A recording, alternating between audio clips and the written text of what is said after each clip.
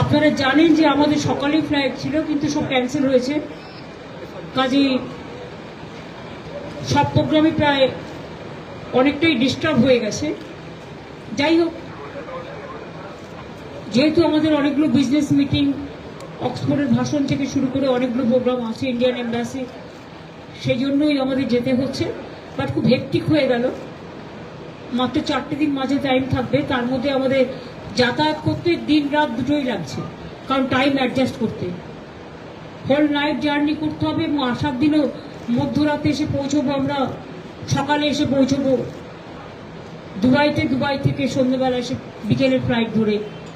সুতরাং 2 দিন যাতায়াতে, ডাইরেক্ট ফ্লাইট না থাকার জন্য এই অসুবিধে। আমরা তো অনেক চেষ্টা করছি, দেখা যাক। সকলে ভালো থাকবেন। আমি বাংলার মামাটি মানুষ সকলকে বলবো, আপনারা সকলে শান্তিতে ভালো থাকুন।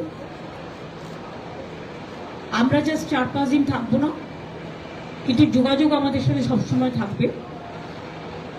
কোনো রকম কোনো অসুবিধা হলে আমরা দেখে নেব।